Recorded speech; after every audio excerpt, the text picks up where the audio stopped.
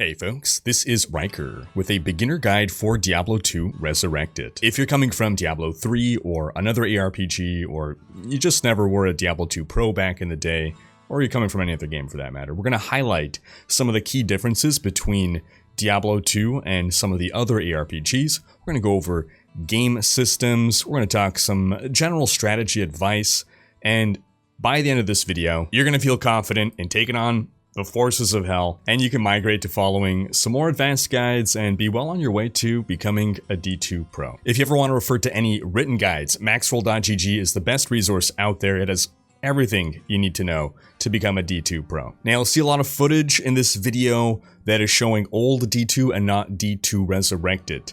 Don't worry. The game is the same, the engine is the same, D2R is just a fancy coat of paint. Now we're going to break up this video into 12 chapters, and you can reference the timestamps below to skip ahead to different chapters, or if you ever want to come back, bone up on a certain chapter, maybe you missed something, or more realistically, because this video is going to be so incredibly long, maybe you watch the first 2 chapters today, tomorrow the next 2, and you kind of go through it like a lesson plan. So let's start with Chapter 1, Skill Points. Every time you level up, you're going to gain a skill point to spend. There are also some quests that will award skill points. Every class has 3 skill trees, each representing some kind of different playstyle. You can choose to focus on one of these trees or mix and match however you want. Now your level will limit how many points you can allocate into a certain skill. You're going to need to level up in order to put that next point into it.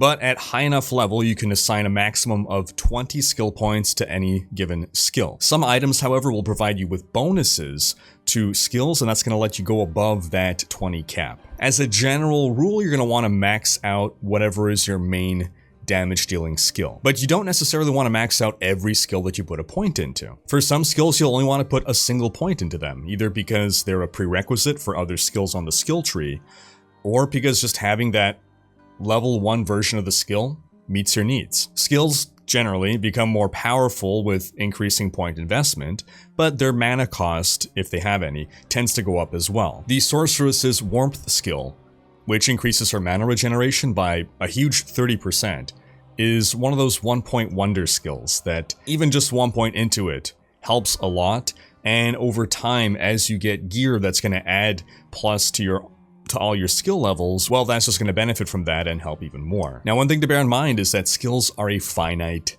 resource. You are unlikely to be able to max out every skill that you put a point into. At level 99, the maximum level in the game, which, let's face it, most people won't reach, a character will have 110 skill points. For the average player, getting into the low 90s is quite an achievement. But don't worry, most builds are complete by that point, or even 10 or 20 levels before that point. Having 110 skill points versus 100 really isn't a huge advantage, especially when you're at a point where you don't even know where to put your skill points anymore. You're just throwing them away by that point. Now, some skills provide a synergy bonus to other skills. That means that allocating points into skill A may provide a bonus for skill B. So, for example, the Sorceress's Blizzard spell receives a 5% damage buff for every skill point in Ice Bolt. In fact, for some skills, such as the Necromancer's Bone Armor, you're better off investing points into skills that grant synergy bonuses to Bone Armor rather than Bone Armor itself. That makes Bone Armor one of those skills that you want to put only a single point into. But the general lesson here is just check for synergies. Now, different skills can serve different purposes within your build. Some are damage dealers, some skills might be for crowd control, some are buffs, some are for mobility. Generally, you'll have one main damage dealer, maybe 2 in some builds. Diablo 2 has immunities. Monsters can have resistance to different elements, and at higher levels even immunities. So you can encounter a monster that is immune to fire damage, and if you're a fire build that has no way of dealing any kind of damage other than fire, well, you're in a bit of a pickle. Generally, most people will not get a secondary damage skill just to deal with that, but it's worth mentioning that some people like to play that way, where they don't skip any monsters and they don't rely on teammates, that they want to be completely self-sufficient and get through the content, and so for that reason you might want to have another skill, but build guides in general don't recommend this. Now, some of these damage dealing skills are classified as attack skills, while others are classified as spells, or caster skills. If your skill is a spell, a fireball or a an assassin's trap, anything that's not attacking with your weapon, then all of the damage is coming from the spell itself, from the caster skill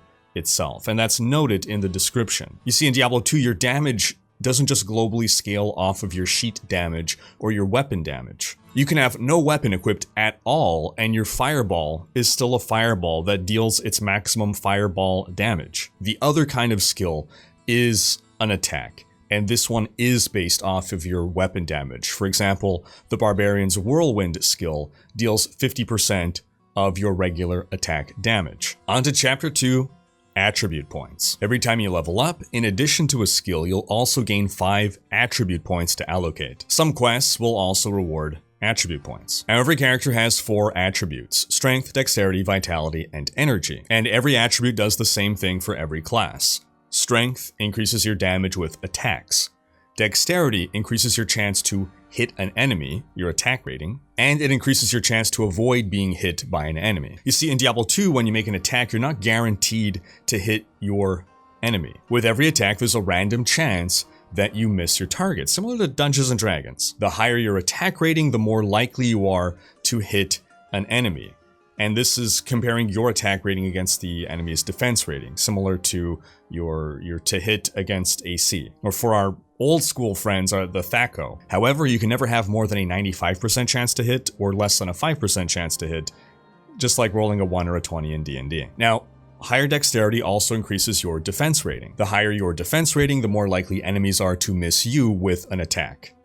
We need to specify here though, attacks. Spells bypass this entirely. A spell will hit you as long as it physically connects with you. You need to move out of the way to avoid a spell. More dexterity will also increase your block chance with a shield. All physical attacks can be blocked with a shield. Different shields will innately provide different block chances, and higher dexterity will increase that block chance. Your block, however, can never rise above 75%, and that means that when you're hit with an attack, you have a 75% chance to take no damage. Vitality determines how much life you have, as well as how much stamina you have. What's stamina? Well, Diablo 2 has a run-walk toggle. You can either walk, or you can run. Running depletes your stamina, which will slowly regenerate once you stop running. Now, stamina will be a problem for you in the early game, but less so as you level up. Stamina potions and stamina shrines are always your friends. They'll give you infinite stamina for a short duration. Now, the other thing to be aware of is that while you're running, you are easier to hit. Your block chance gets reduced by 2/3,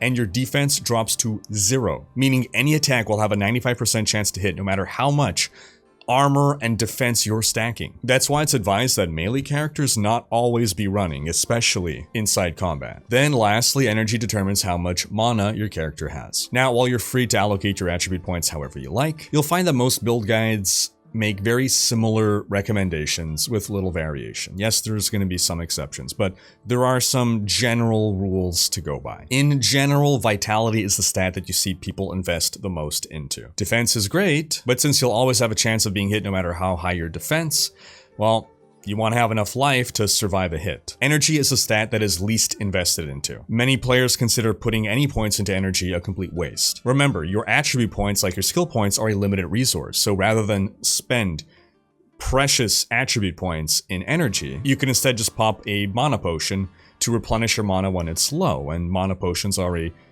effectively a renewable resource. Now that said, at low level, you may want to invest up to 30 points max into energy by the time you hit level 30. This is really only if you're a spellcaster that's really mana dependent and you're really mana thirsty. But when you eventually respec into your endgame build, you will no longer be putting points into energy. More on respec later. Then as for strength and dexterity, well, there's another game mechanic tied to these attributes.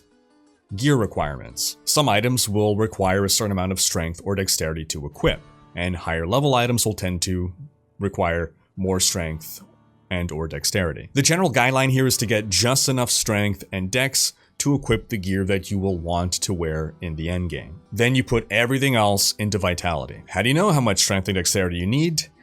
Well, you either follow a build guide, or you look into the endgame gear yourself and choose what you want, Or as you're leveling, you can just keep some spare points to spend whenever you get a shiny new piece of gear and, oh, I need 5 more strength for that. But here are a couple benchmarks to keep in mind. By Act 2, everyone wants at least 25 strength to be able to equip a heavy belt that lets you carry a lot more potions. By Act 5, it's good to have at least 47 strength in order to equip a kite shield, which will be used as a base for the Ancient's Pledge runeword. Don't worry, we'll explain all of that later. And in general, if you're not an attack-based character, you can probably ignore dexterity altogether. You're unlikely to have gear that will really require dexterity. In general, don't be afraid of having more strength than you need at the moment. At higher level and higher difficulties, there will be higher level gear that needs even more strength. Just don't go overboard by putting like 50 points more than you need. But if you do, well, this takes us to Chapter 3, Respec. Now, attribute and skill points can be hoarded. You never have to spend them. You can keep them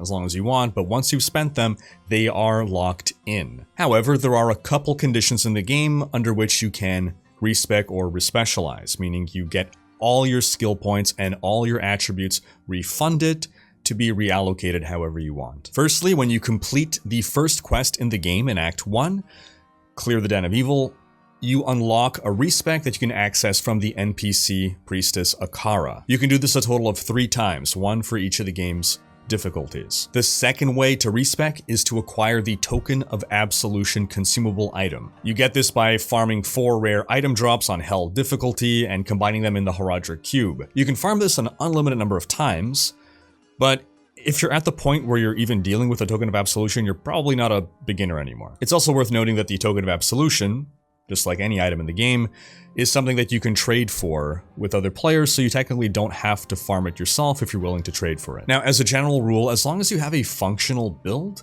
it's best not to use up your last respec, be it from Akara or a Token of Absolution. If you use up your last respec just to optimize your build a bit, you might find yourself in a bad situation later where, oh man, I didn't finish the campaign yet, and now I've hit a wall. I realize my build isn't good, and now I don't have a respec left to fix my build. For instance, a lot of players who don't follow a build guide will hit a wall after completing normal difficulty, and then need to seriously reevaluate their build. So saving that first respec especially could be a really good idea. If you're already thinking of respecing and you're like level 10, you're probably just better off making a new character. One thing to be aware of though, and to look out for, is illusory walls. You think you've hit a wall, but it's actually just because you're fighting monsters that are immune or resistant to your damage. So let's say you're a fire sorceress. Your main damage type is fire. You only deal fire damage, and you're fighting fire immune enemies or fire resistant enemies. Well,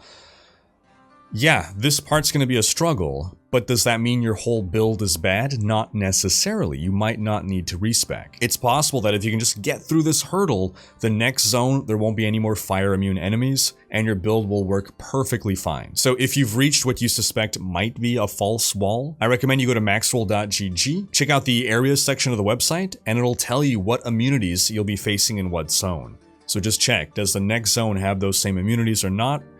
And maybe you can struggle through to it. Now, while a respec is generally seen as something that lets you fix your character, expert players actually use respecs proactively to optimize their playthroughs. You see, in general, skills that you unlock later on tend to be better, but you need to get to higher level first to get those skills. So you're faced with this dilemma.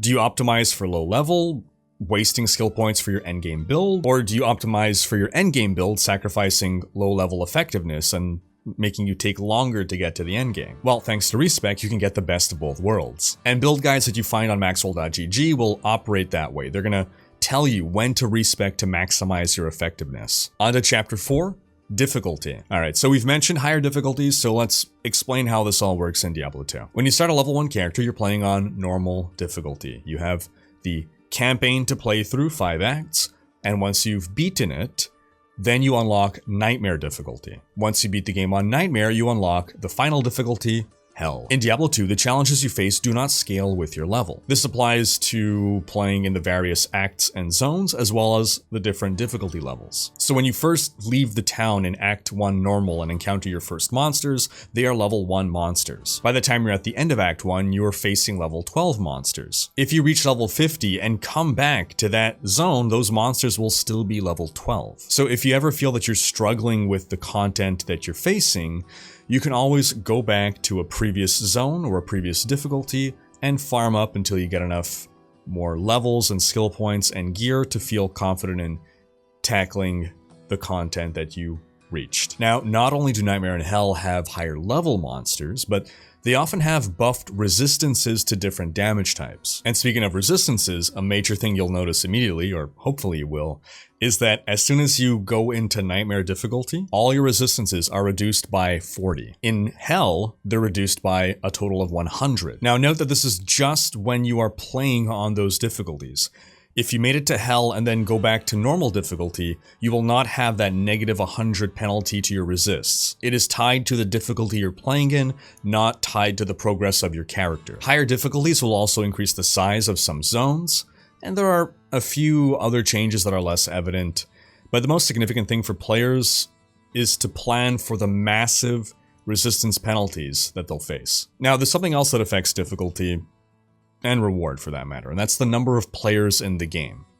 The challenge scales up with more players, and so does the reward. For every additional player in the game, monsters have more life, more attack rating, and more damage, but they award more experience, and increases the odds of a monster dropping at least one item. Now, if you're playing offline single player, you can actually enter a command to simulate having more players in your game with you. You hit enter, you type /players2, hit enter, and that'll simulate having 2 players in your game. And you can do that up to players 8.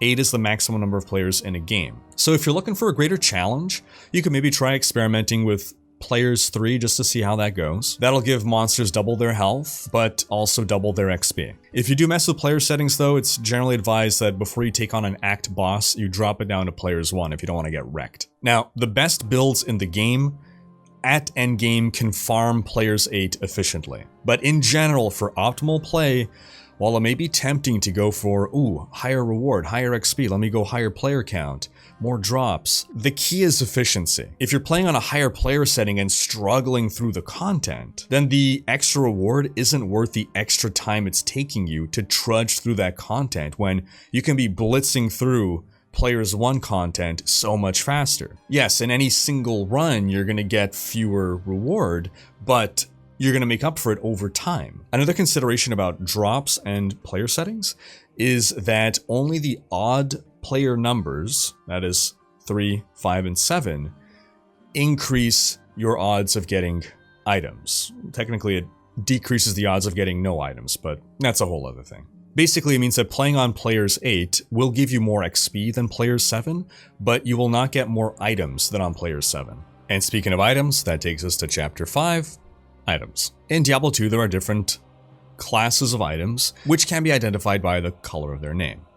Normal items, which are white, magic items, which are blue, rare items, which are yellow, unique items, which are gold, and set items, which are green. You'll also see some gray items, which are normal items that either have sockets or are ethereal. Ethereal items are higher quality items that cannot be repaired. They have lower durability, meaning they'll lose their durability faster, and then once they're broken, that's it, they can no longer be used. Now, it might be natural to think that magic items are better than normal, rares are better than magic, and uniques and sets are better than rare. And while that can hold true as a very, very general rule, things are actually much more complex than that. Every type of item has a specific use in Diablo 2, and is not made obsolete by another tier of item. In the endgame, white, blue, yellow, green, every color of item can be important to you. Magic items are items that can roll with up to 2 magic affixes, such as +8 life or +5 to strength. Rare items roll with either 3 or 4 magic affixes, and while that might make it seem like rares are just better than magic items, Generally, that is true. However, the trade-off is that a magic item has the chance to roll an affix higher than a rare can. For example, the maximum magic find that you can get on a rare ring is 35%. But on a magic ring, it's 40%. As for unique items, they're not at all like legendaries in Diablo 3. A unique item is a specific item that always rolls specific affixes. The number of that affix may change. It might roll on a range like 5 to 10 strength, but the item always has those same specific affixes. For example here, the Tarn Helm will always have +1 to all skills. It'll always have 75% extra gold from monsters. And then it'll also always have somewhere between 25% and 50% to magic find.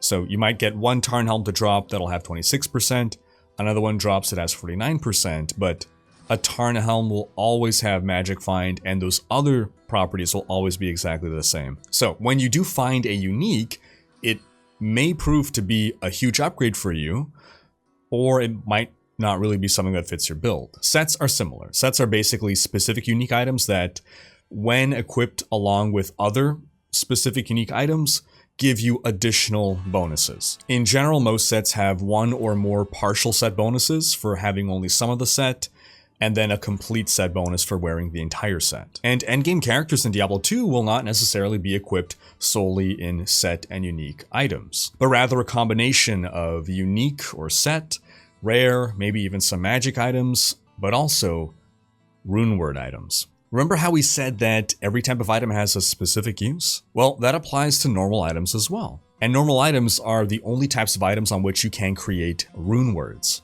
which can result in some of the most powerful items in the game. More on runewords in a bit though, because first, a quick primer on sockets. Your helm, your chest, and your main hand and offhand items can have sockets in them, in which you can insert gems, runes, or jewels. Gems come in a few different flavors, like sapphire or ruby, and also in different quality tiers. For instance, you go from a chipped sapphire, the worst quality, all the way up to a perfect sapphire, the best quality. Each type of gem or flavor provides a different kind of bonus, and the higher quality that gem, the higher the specific bonus. Depending on where you socket the gem, be it in your weapon, armor, or shield, it'll also provide a different bonus. Now, jewels are items that can drop as either rare or magic, thus possessing affixes, and when you insert that jewel into a socket, you then benefit from those affixes, assuming you're wearing the piece of gear. Then runes are the third type of socketable. There are 33 different runes,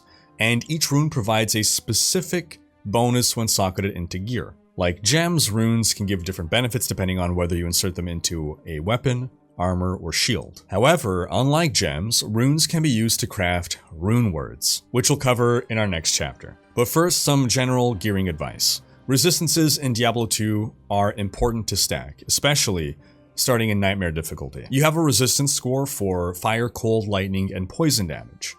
Your score represents what percentage of damage of that type you ignore. 50% fire resistance means you ignore half of all the fire damage you take. Resistances are naturally capped at 75, meaning even if you have 120% fire resistance, you still only have 75 effective fire resistance. However, some skills or items will eventually let you raise your resistance cap, but you can never go above 95%. Throughout normal difficulty, you don't need to worry too much about your resists, but they become very important by Nightmare. You want to aim to keep your cold, fire, and lightning resistances at or near their 75% cap. Poison resistance isn't as important to stack, partially because there's some broken mechanics around poison that render poison resistance basically obsolete, but also because keeping an antidote potion on you at all times just will cancel out a poison. As soon as you get poison, pop the antidote, you're no longer poisoned. Similarly, keeping a thawing potion on you at all times will allow you to get out of freeze effects applied to your character.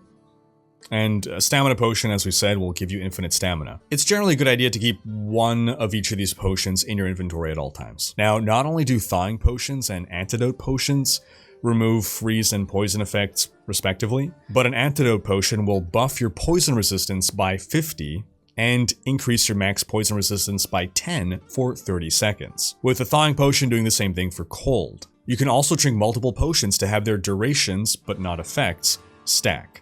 So 30 seconds, you take that potion 4 times, it's now going to last you 2 minutes. And the same thing applies to stamina potions. So if you know you're about to go into a fight that can really benefit from a certain resistance, buy and pop a few of those potions real quick in town. For instance, grab those thawing potions before fighting Duriel. And if you don't know who Duriel is, well, you're going to have a fun time finding out. Now, while you might be inclined to just look for drops, you shouldn't undervalue shopping around in town. Look at the vendors and see what they're selling. It could be a good place to find gear that'll help max out your resists. Boots, gloves, belts, helmets are things that you can shop for that might fill in those resists. Other affixes worth getting would be faster run walk on boots, attack speed on gloves if and only if you're an attack character. Plus life is always nice to have, plus mana if you're a caster suffering from mana issues, and magic find is just always great to fit in wherever you can so that you can find better gear. Now if you're having trouble getting those resists up, if you need some help, you can also use the Ort, Ral, and Thul runes, if you have gear with sockets, to give you some pretty solid lightning, fire, or cold resistance respectively. If you find any items that grant you plus to all skills or plus to skills you're using, these are immensely useful. And outside of that, the affixes that you're looking for exactly on every piece of gear will be quite dependent on your build. And if you're getting unlucky and you can't find the items that you want or need, well, you can always trade with other players. In Diablo 2, no items are bound, meaning any item can be given for free or traded, and in-game loot is shared. The loot that you see is the same loot that everyone else sees, and anyone can grab it. If you're looking to get seriously into trading, the currency that you can farm in order to trade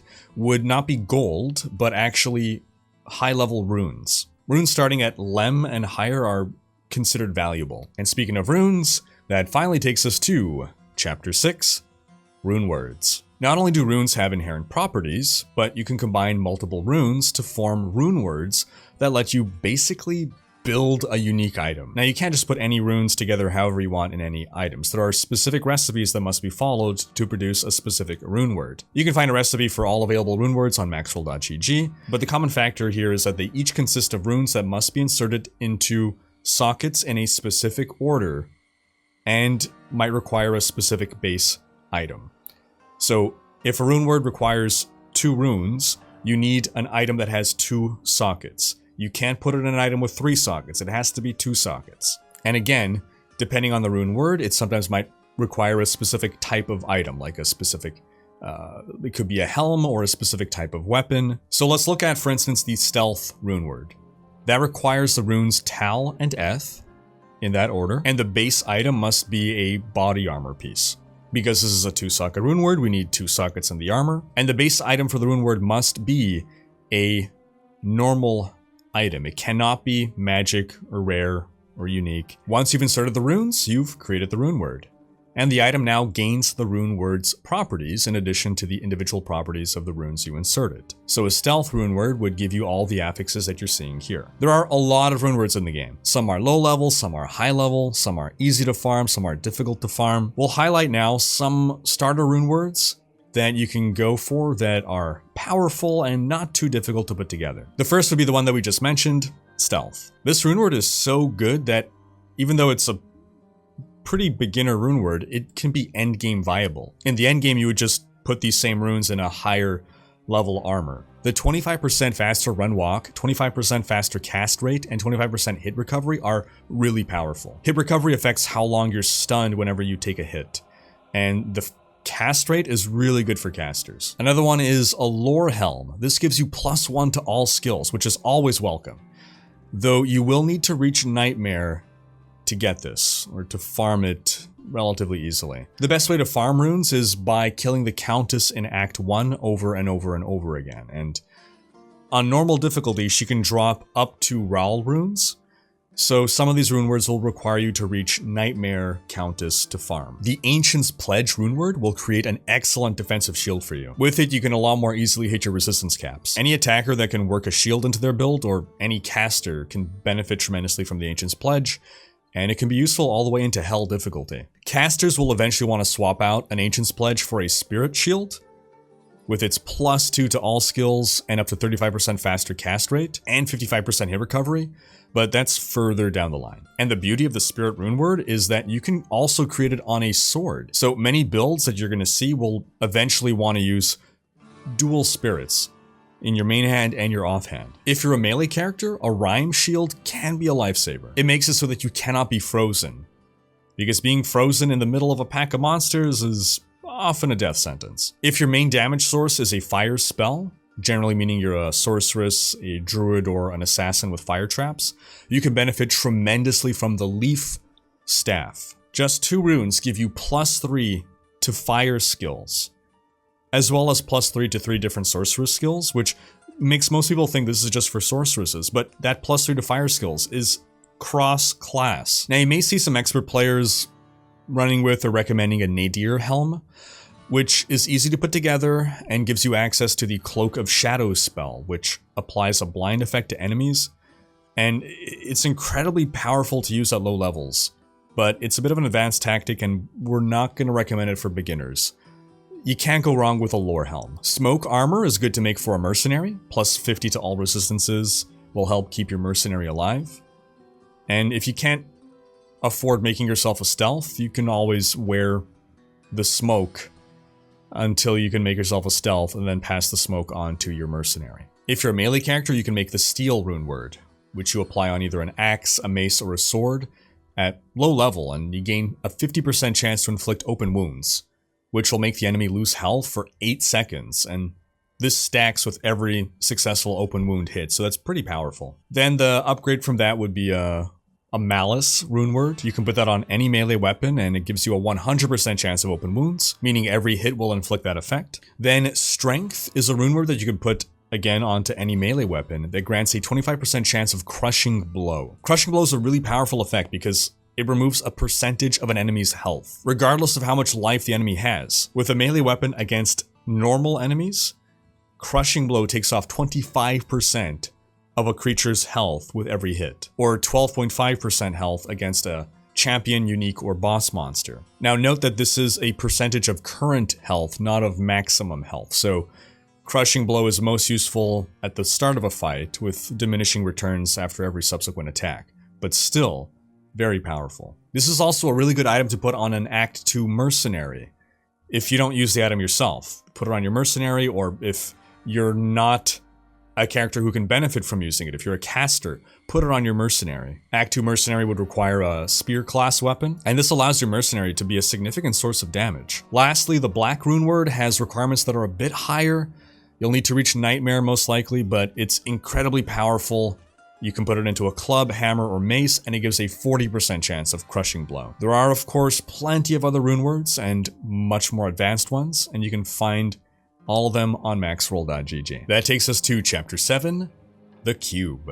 Ah, you've got quite a treasure there in that Horadric Cube. The Cube is an item you'll pick up as part of a quest in Act 2, and it'll become an invaluable tool for you. By placing specific recipes of items inside of it and hitting the transmute button, you can craft an array of different items. Outside of crafting, the cube is something that many players simply carry with them all the time in their inventory, because while it takes up a 2x2 space in your inventory, you can open it up and it holds more space than it takes up, so that's a life hack to actually carry more loot with you. When you're not using the cube, simply use it for extra storage space. Now, as for cube recipes, there are a couple quest-related ones that will introduce you to the basics of using the cube. Outside of that, there's a whole lot of recipes, we're not going to go through them all, but some of the most basic recipes you'll be using early on will be upgrading your gems. If you insert 3 gems of the same type, of the same quality, and hit transmute, you'll get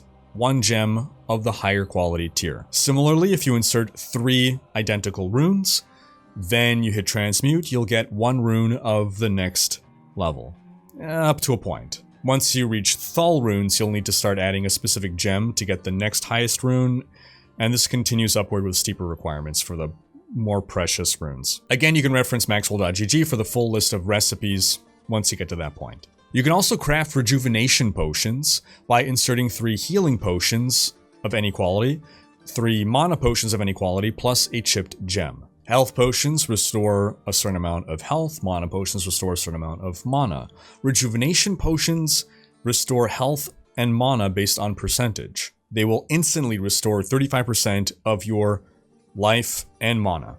And then if you cube 3 rejuvenation potions, you get a full rejuvenation potion, which when you drink will instantly give you back all your life and all your mana. Now, a recipe that can be fun to play around with is if you have 3 magic rings that you don't need, pop them in there, hit transmute, you'll get a random magic amulet, and vice versa. 3 amulets will get you 1 ring. Another recipe that everyone should know is combining Wirt's Leg, which you get from Tristram, with a Tome of Town portal to open a portal to the Secret Cow level. Then a lot of the other recipes will use gems and runes to add sockets to items, upgrade items, craft new items. Again, Maxwell.gg has all these recipes, but as a beginner, you don't really need to fuss with that. On to Chapter 8, Mercenaries. In Diablo 2, you can either hire a mercenary, or if you don't already have one, certain quests will reward you with one for free. In Diablo 2, mercenaries can be a very powerful part of your build, and you keep your mercenary with you in multiplayer games. Mercenaries can be equipped with items to increase their power and their survivability, and you can even feed them healing potions when they're low on health. When a mercenary dies, you can revive it for a fee.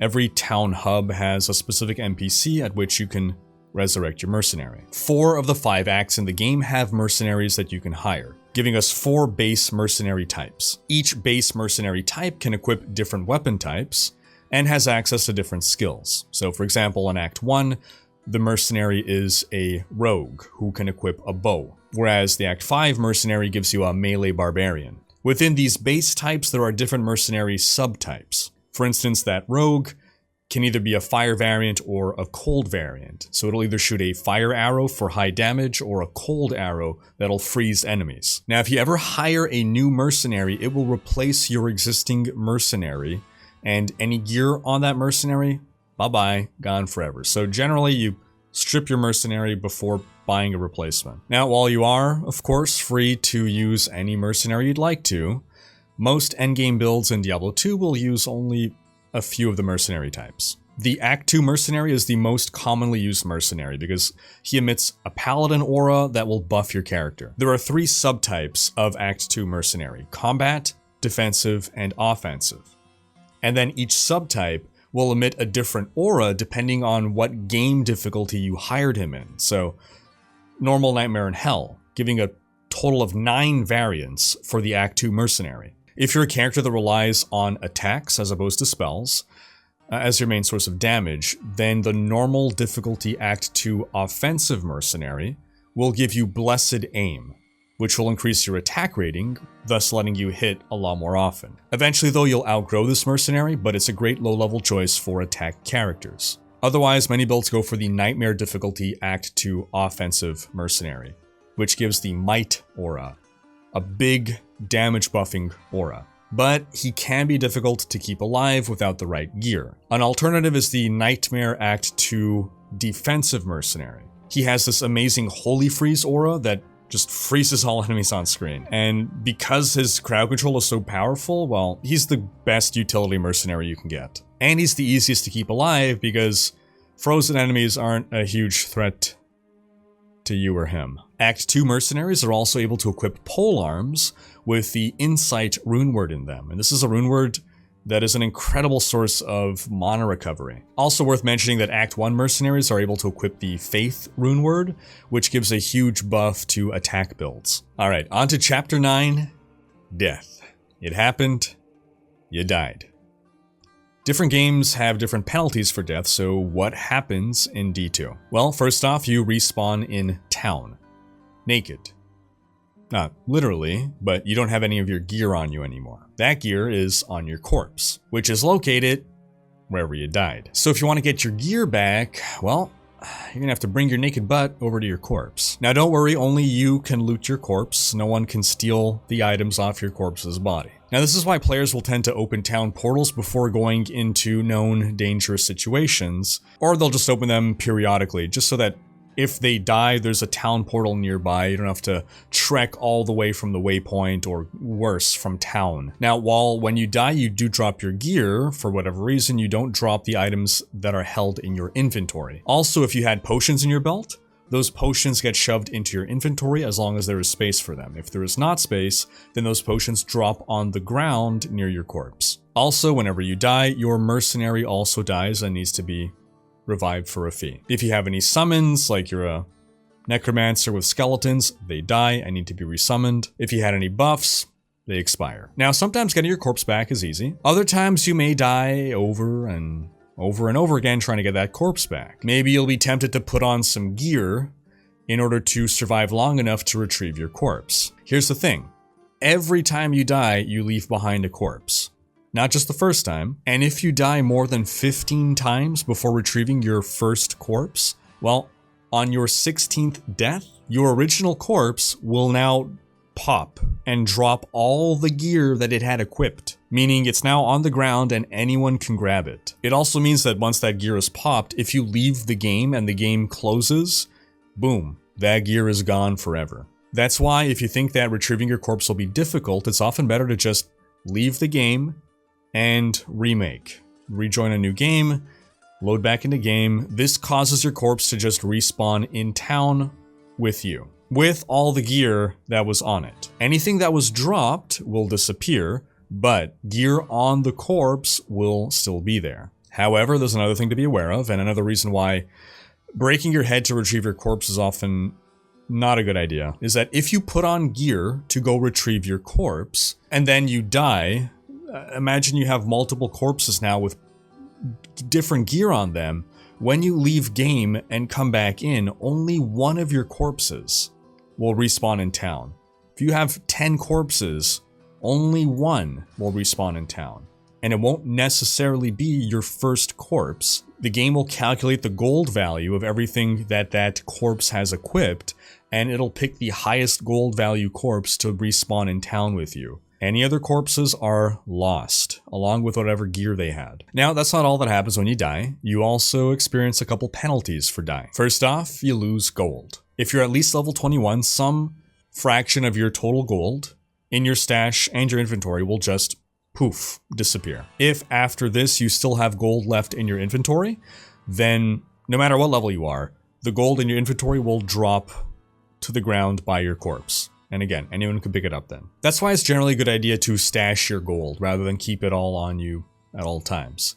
This way, if you have to leave game in order to respawn your corpse, you don't lose all the gold that you dropped. Now, if you're playing on Nightmare or Hell difficulty, you will also lose experience when you die. In Nightmare, you lose 5% of the experience needed to reach the next level.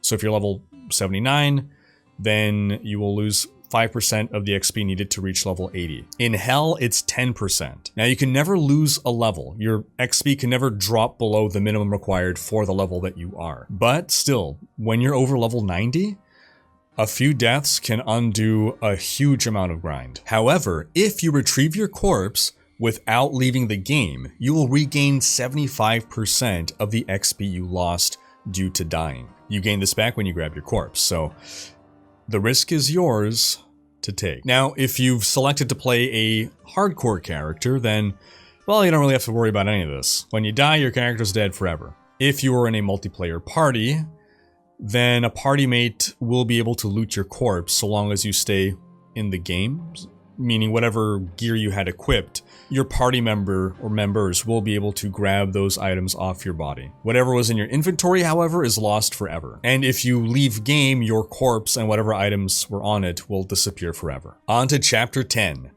Builds. Alright, we're getting close to being ready to play here, but what class do you pick?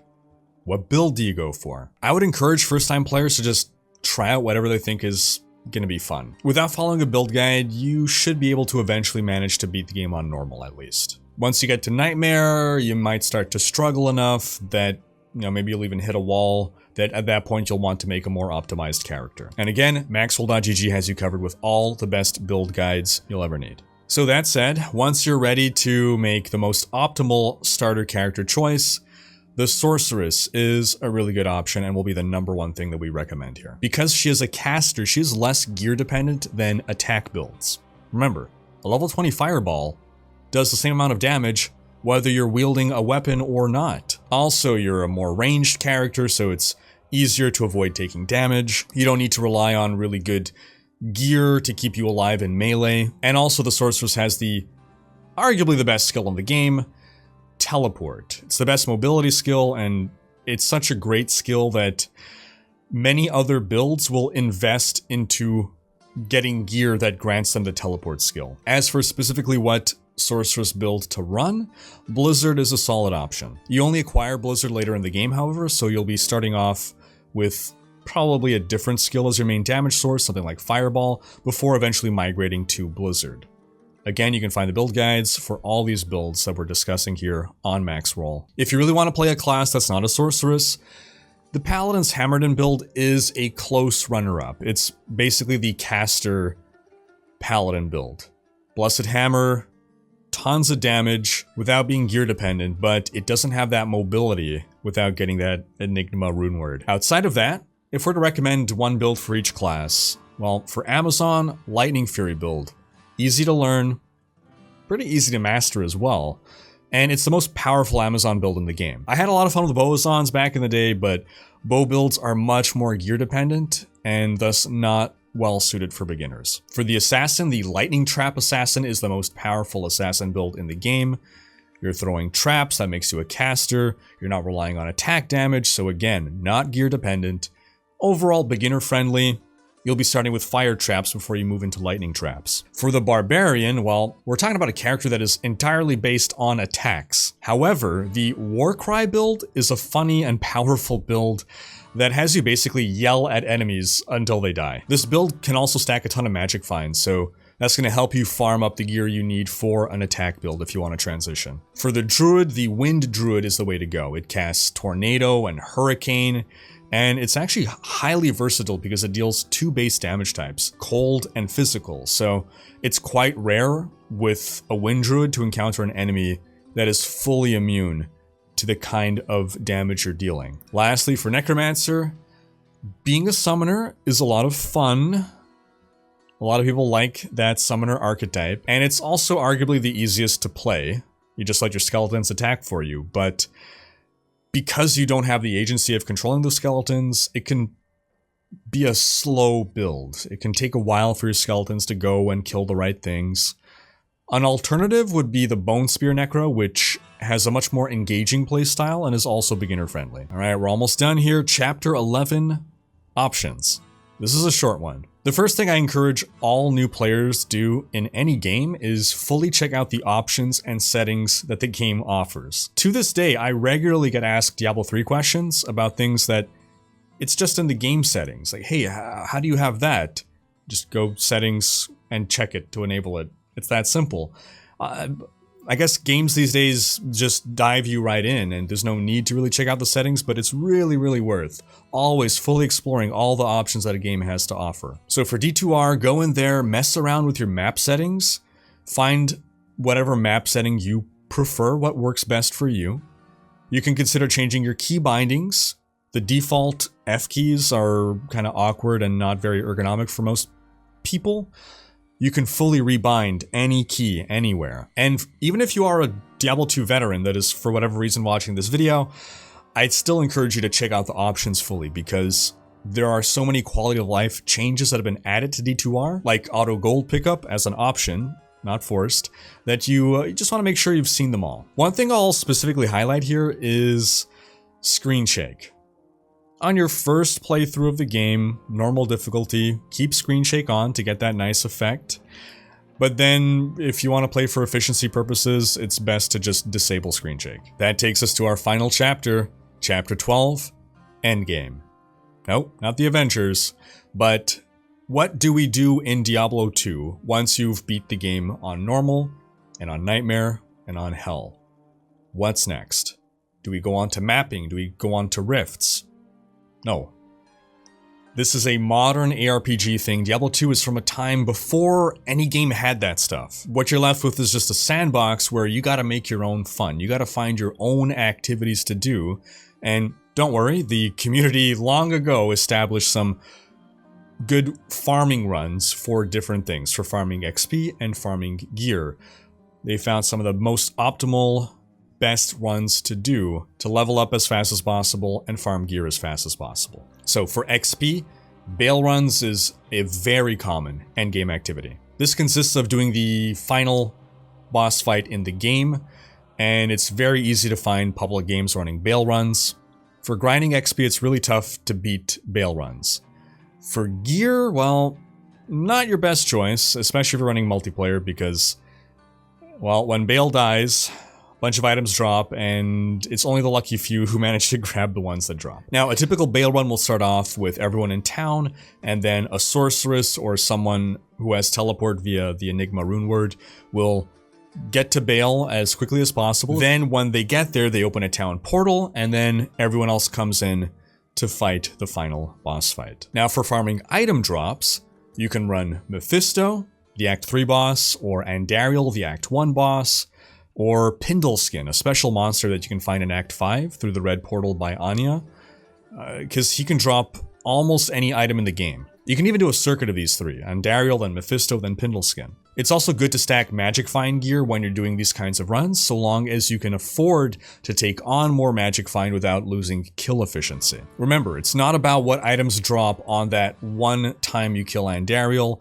it's after you've killed her 20 times, how many items have dropped. If you're hunting charms, you can do the Secret Cow level. That's also a good place to farm runes. Charms are special items that have random magic properties on them that you benefit from those properties just by keeping the charm in your inventory. By the end game, charms consist of a considerable chunk of your character's power, so don't underestimate the value of finding good charms. And you don't even have to be on hell difficulty. Nightmare Cows can drop the best charms in the game. And by the same token, Nightmare Mephisto can drop a lot of the best in slot items in the game. Once you've completed a run, you exit game, start a new game, and go again. Now another run that you can do that gives decent XP and items would be the Act 5 run that sees you kill Shank the Overseer and Eldritch the Rectifier. Eldritch can be found to the northwest of the Rigid Highlands waypoint, while Shank can be found to the southeast of it. These two monsters are guaranteed spawns, and you're guaranteed at least 4 items from them, 2 each, of at least magic quality. You can start doing this run as early as Nightmare, but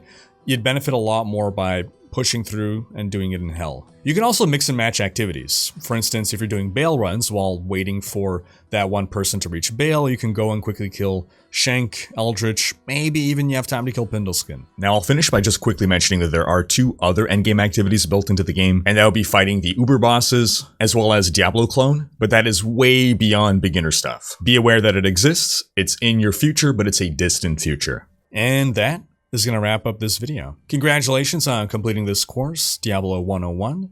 Your certificates are in the mail, and as a reminder, you can head on to maxroll.gg to find all kinds of Diablo 2 resources, guides put together by some of the top Diablo 2 players in the world. Thanks for watching. Special thanks to my Twitch, Patreon, and YouTube supporters for making these videos possible. If you like what you see on this channel and want to support the creation of more content, you can consider pledging on YouTube or Patreon and unlocking behind-the-scenes content, monthly virtual hangouts, and more.